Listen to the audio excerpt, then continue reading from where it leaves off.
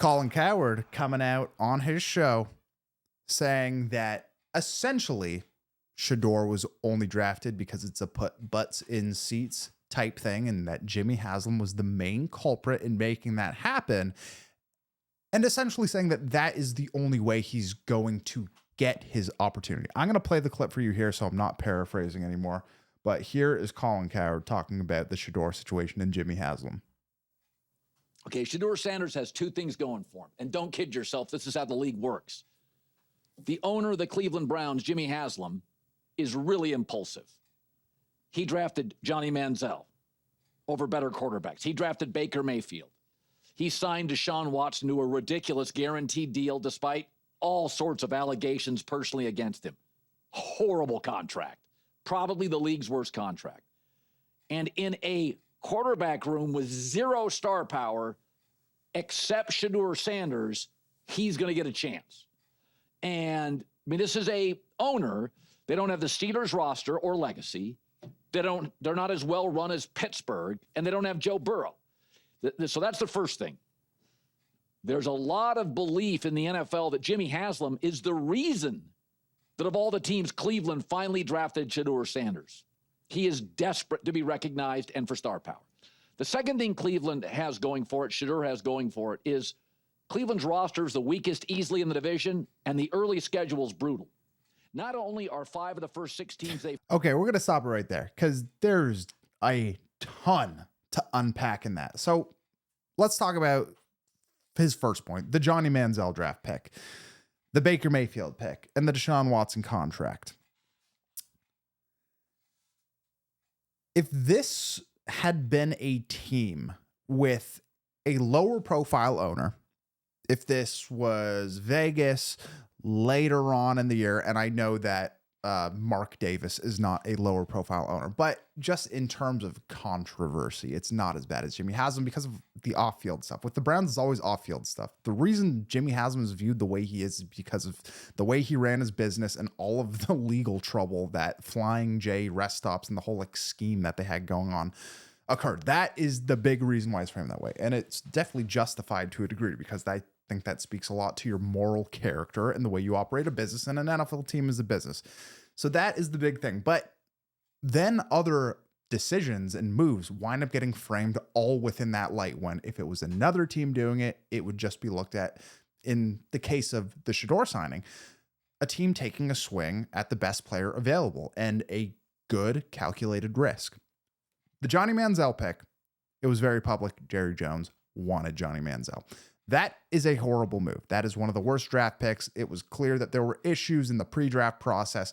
It was very obvious that they shouldn't have drafted that guy. So absolutely, we will give Colin Cowherd that point. That is a big, fanatical, all these Southern SEC style owners, who Jimmy Haslam's another one of those dudes from Tennessee.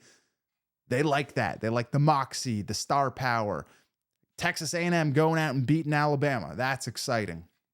So sure, we'll give him that one. But the Baker Mayfield, the way that Colin Cowherd flip-flops on this stuff, and the reframing and the revisionist history, go back to that draft. It was the argument between Josh Allen, Sam Darnold, and Baker Mayfield. And no one really felt that Lamar Jackson was in the conversation with those three guys from a quarterback perspective. Hindsight is 2020. It is very clear he should have realistically, it should have been Lamar. Lamar should have been the first, or Josh Allen. However, there were so many questions about those guys, especially Josh Allen. So framing it as like it was this obvious pick and it was a consensus that Josh Allen from Wyoming, who had a worse passer rating and completion percentage in the NCAA than he did in the NFL, like the fact that we're framing that as the obvious pick. Sam Darnold has had one good season in his NFL career and has played for 4 or 5 teams now. Baker Mayfield won the Heisman the same way Lamar Jackson did, but Baker Mayfield was clearly the more prolific passer at the college level.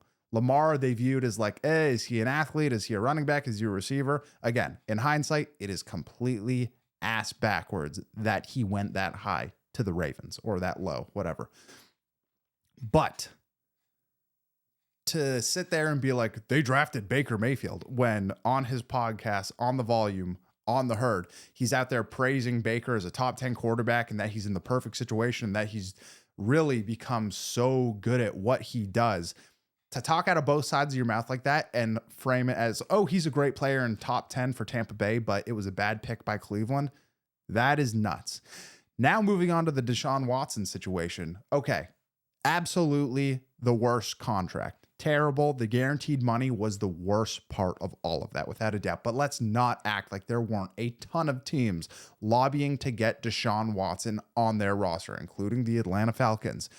Tons of teams were interested. Maybe they weren't interested in terms of giving fully guaranteed money, but there was interest. So the contract, yes, it's horrible. But the move was also praised by Cowherd and a lot of people in the news media.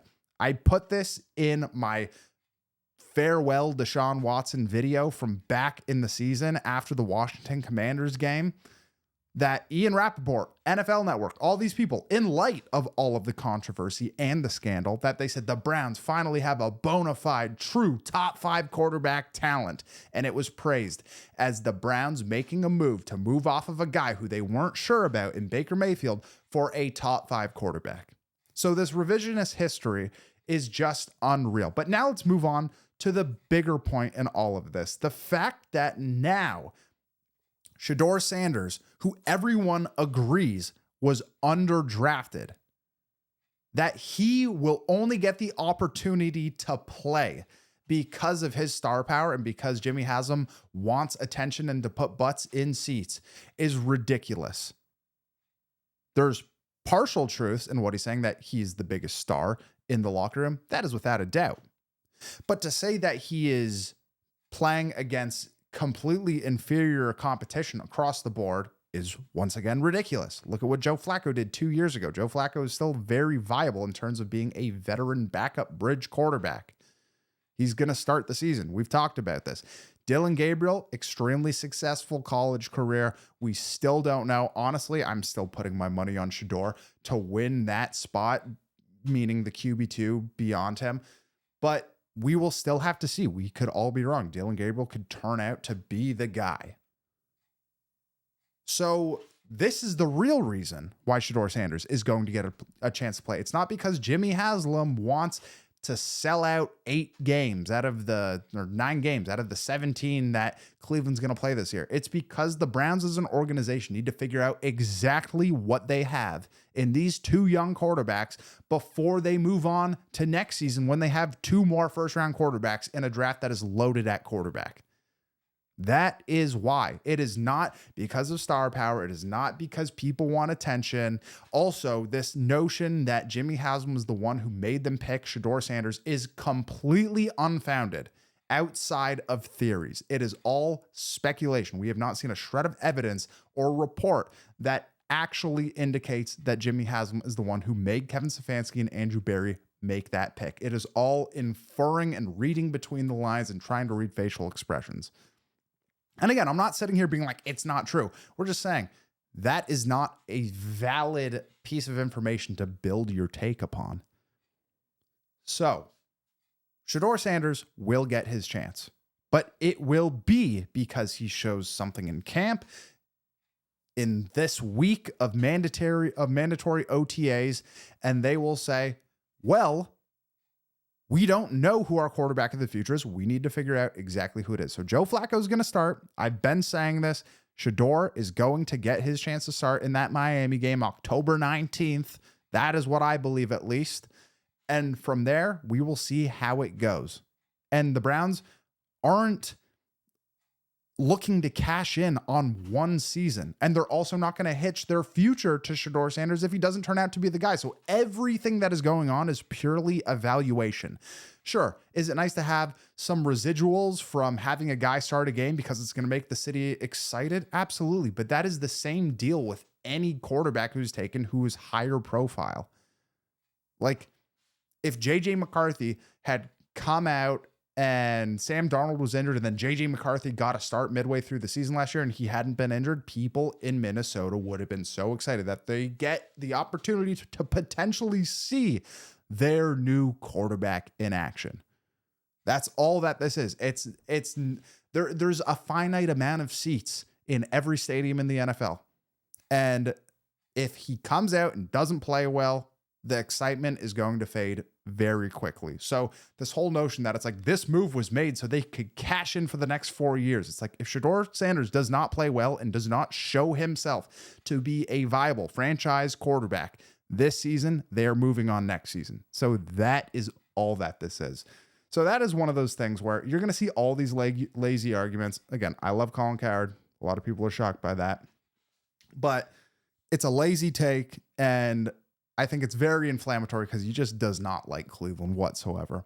Then you have guys like J-Mac, who's also on the herd, who's just so bad and does not have any sense of what he's saying whatsoever. He just rambles.